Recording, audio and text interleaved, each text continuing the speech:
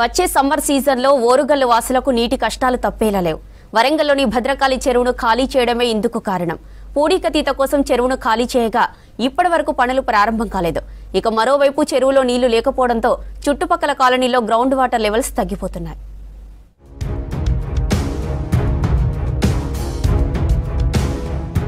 ఇక్కడ మనం చూస్తున్నది వరంగల్లోని భద్రకాళి చెరువు. దాదాపు 386 ఎకరాల విస్తీర్ణంలో ఉంటుంది. వరంగల్, హన్మకొండ, కాజీపేట ప్రజలకు తాగునీరు అందించేందుకు ఈ చెరువును రిజర్వాయర్ గా మార్చారు. ఈ చెరువు రిజర్వాయర్ గా మార్చిన నాటి నుండి నగర ప్రజలకు తాగునీటిని సరఫరా చేస్తున్నారు. ఈ చెరువులో పూడిక మట్టి పేరుకుపోవడం, నీటి నిల్వ తగ్గడంతో పూడిక తీసి నీటి నిల్వ పెంచాలని నిర్ణయించారు అధికారులు. దీంతో చెరువులోని 150 మెట్రిక్ క్యూబిక్ అడుగుల నీటిని నాగారం చెరువులోకి వదిలేశారు.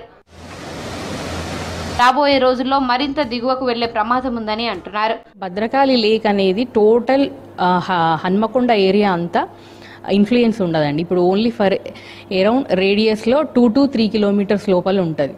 సో అంతా అన్ని వెల్స్ ఇప్పుడు సిటీ అంతా ట్యాంక్లో నీళ్లు తీయడం వల్ల మొత్తం దాని మీద ఆధారపడి నీటి మట్టాలు పడిపోయినాయి అని అనుకోవడానికి ఛాన్స్ లేదు. ఎందుకంటే ఇప్పుడు అసన్పర్తి మండలి కూడా జీడబ్ల్యూఎంసీ పరిధిలోకే వస్తుంది. అక్కడ ఉన్న ట్యాంకుని బట్టి అక్కడ ఉన్న నీటి మట్టాలు ఉంటాయి. లైక్ బోర్వెల్స్ అయినా ఇప్పుడు మాకు అబ్జర్వేషన్ వెల్స్ ఉన్నాయి కాబట్టి మేము చెప్పగలుగుతున్నాం. ఇప్పటికైనా చెరువులో పూడిక తీసి నీటిని నింపాలంటున్నారు స్థానిక ప్రజలు. ఎండాకాలంలో నీటి ఇబ్బందులు రాకుండా ముందస్తు చర్యలు తీసుకోవాలని కోరుతున్నారు.